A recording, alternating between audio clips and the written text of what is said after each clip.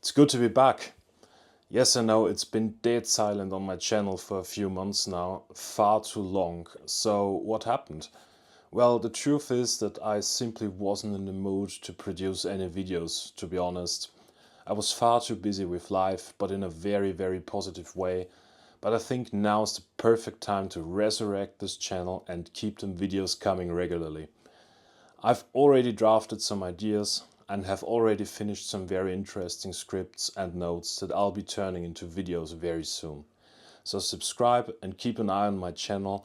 We're not too far from hitting 1000 subscribers, all thanks to you. So let's jump right in. This video is about my experience seeing Oasis in Manchester 2 weeks ago. I still cannot get my head around the fact that I was finally able to see the band that is such a huge part of my life, performing in top form in Manchester's Heaton Park. For about 2 hours I had goosebumps, cried more than a few times and just had another once-in-a-lifetime experience added to my very personal story. On Thursday, July 10th, I boarded a Ryanair plane here in Vienna that would take me straight to Manchester Airport. While waiting in Vienna for the call to board the aircraft, I could already see a few people wearing Oasis shirts.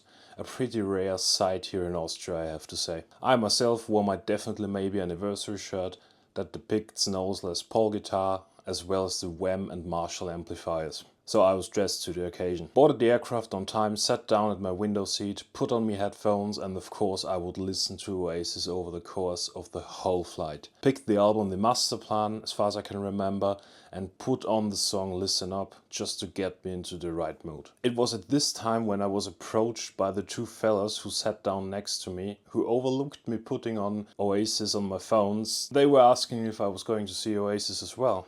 Of course I said yes, and we had a nice conversation for a few minutes. The plane took off, and once we hit our cruising altitude, I put on Live at Knebworth, the album, at full volume. I was getting excited already. Fast forward, the plane landed on time and I was heading straight from Manchester Airport Station to Manchester Oxford Road. There at Manchester Oxford Road I walked for about 15 minutes to a place or an area, I'm not too sure, that's called Spinning Fields. It was there where they had put up a huge 2-story pop-up store with all kinds of Oasis 25 merchandise. It was my luck that I had pre-booked a time slot to go into the store because the line was just massive. So I showed my reserved time slot ticket to the security guard, who let me in with no questions asked. The store was just amazing. They had Oasis's regular merchandise plus new Live 25 merchandise at ground level and the whole Adidas collection on the first floor. Well, that escalated rather quickly and I went out with a few £100 spent. They even had special editions of all the studio albums on vinyl, which I decided not to buy because I only had a backpack, space was limited, and it was the more budget-friendly option not to buy the whole set of studio albums again. After that I headed straight to Manchester's Peter's Square, where they put up another merchandise stand. The line wasn't too long, so I decided to check it out. It was there that I saw that they had event-specific merchandise. T-shirts with either the 11th or 12th of July and a Heaton Park logo imprint on them. Since I would be going to Oasis's homecoming gig, the first show in Manchester, I wanted to have the shirts with the 11th of July printed on them. That didn't go as planned because they didn't have this specific shirt anymore. They only had the shirts for the 12th of July. What a shame, so I asked when they would open the next day. I was told 10 AM and then I headed back to Manchester city centre where I was staying at the hotel, but not before making a quick stop at the Adidas store they had in Manchester as well. Manchester really was vibing throughout the whole time I was there. Every pub at every corner had Oasis playing through their speakers. People going around with Oasis shirts were also a constant sight. After having an early night on my first day in Manchester, I woke up the next day, gig day, had some breakfast and headed back to Manchester's Peter's Square, where I was on a mission to get this bloody event-specific shirt for the 11th of July gig. I was there at around 9:30. Keep in mind the pop-up store wasn't going to open for the next half hour and the line was already massive. After waiting for like 3/4 of an hour, it was finally my turn. Well, they did have the shirt for the 11th of July, but since I'm a big fella, well, they didn't have it in my size. So to have at least something, I bought a shirt for the 12th of July, of which plenty were left in my size. Back at the hotel, I decided to head over to Manchester Heaton Park at around 12. Doors were opening at around 3 p.m, so quite a bit of time to kill at the doors at Heaton Park. But the reward was that there was simply no line and no waiting time at Manchester Victoria tram station. While waiting at the door at Heaton Park's North Gate, we noticed some wankers from some kind of free church or cult who were having a mic and a big speaker and who terrorized us with some religious bullshit. Who also were raging against Oasis, chanting some bullshit that, quote, only with bloody Jesus Christ you can live forever and not with some Oasis song or whatever. Well, it was funny for the first 10 or 20 minutes. It got on our nerves pretty quickly. So lucky them, they were behind a fence that was separating the line to the door and the public space in the park. Some people were even calling the police, who eventually showed up but didn't do anything. What a shame. I think all in all it was a rather funny and also weird, and yeah, it was a weird experience. Well, the doors opened half an hour early and at 2:30 we were finally led through the gates. Now we were stepping onto holy ground. Got up a small hill and there it was. The stage with huge screens to either side and a massive Oasis logo at its top. Throughout the whole day I would be looking up to this massive Oasis sign in constant disbelief, because that was just so unreal. I noticed that there was also merchandise stands at Heaton Park, so there and then I got lucky on my third attempt. They had t-shirts with the 11th of July printed on them with the correct size for a big fella like me. So I bought 3 of them. These shirts need to last a lifetime. And as a matter of fact, this very shirt is one of them I bought there. After waiting for a few hours in the shade, the first opener, Cast, were about to go on stage. So we positioned us in a good spot and enjoyed a really good performance by Cast. I really love this band. Right after that, another hero of mine, Richard Ashcroft, got on stage and delivered a massive performance. You have to know, I started listening to The Verve right around the time I started listening to Oasis. So seeing Richard performing The Drugs Don't Work, Lucky Man, Sonnet and Bittersweet Symphony, this was just another milestone in my life. Yeah, right now I'm getting goosebumps just saying that out loud. The fire in my hands.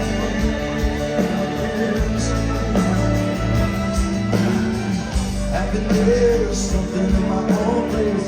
Steady making smile and I feel no disgrace. I need to hear some sounds that recognize the pain in me now. I live on melody shine, little clear and strong mind. I feel free now.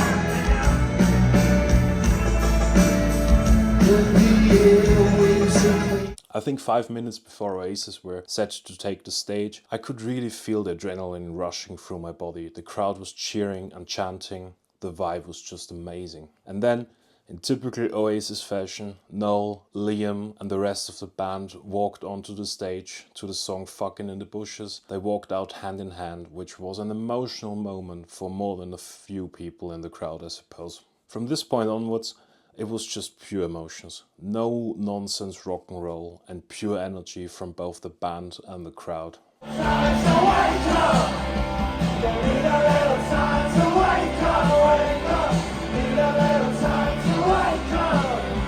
The 3 opening tracks were just brutally amazing. Hello, Acquiesce and Morning Glory.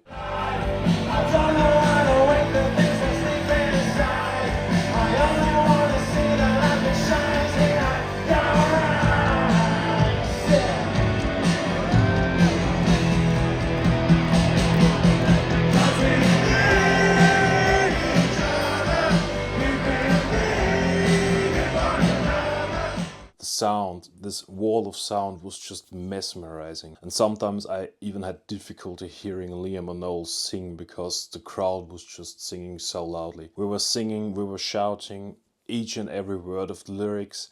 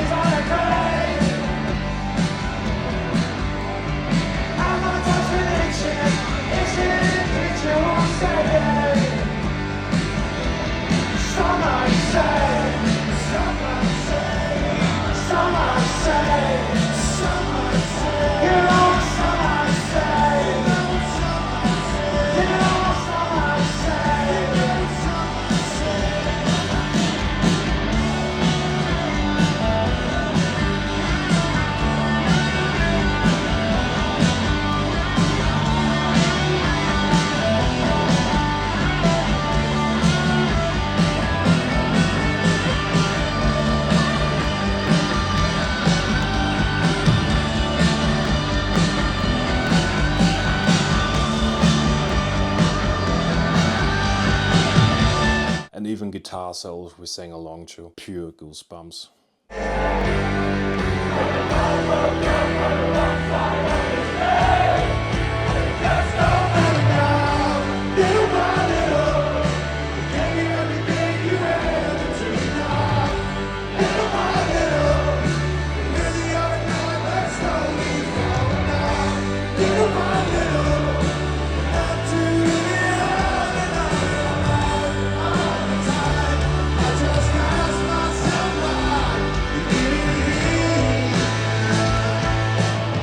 Also at this Live 25 reunion tour, Oasis played with 3 guitarists, Noel, Bonehead and Gem, which just resulted into a massive sound. The rest of the gig is history, right there and then, a milestone in my life. I could go on and at how amazing this gig was for hours, but for the sake of this video, I'll just tell you a few of my personal highlights. First, the guitar sound was amazing, especially Noel's.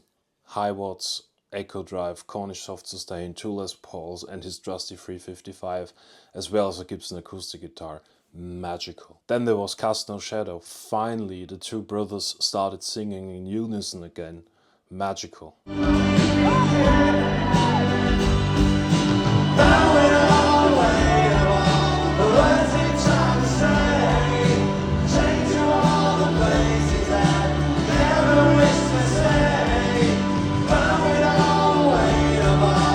Then the outro of Little by Little, where Noel and Bonehead stood right beside each other, playing and smiling, pure joy. Then of course Noel's guitar changed during Do You Know What I Mean. I had to rewatch this on YouTube because I thought I was started to seeing things, when all of a sudden Noel was playing his electric instead of his acoustic guitar.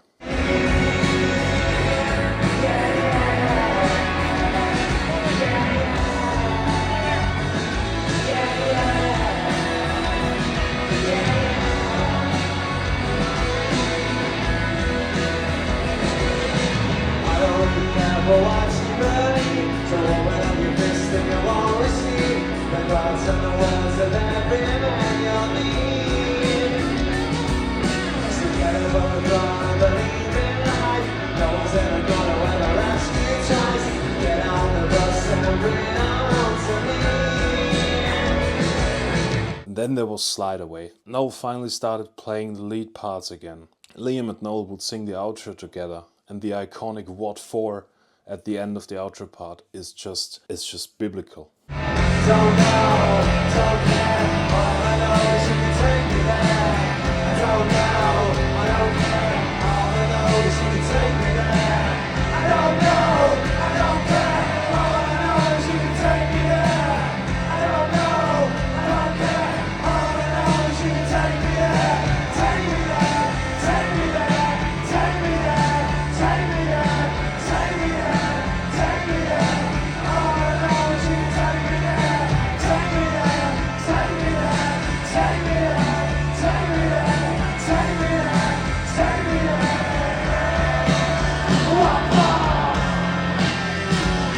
Finally, of course, the massive guitar solo at the end of Champagne Supernova, followed by huge fireworks. What a gig.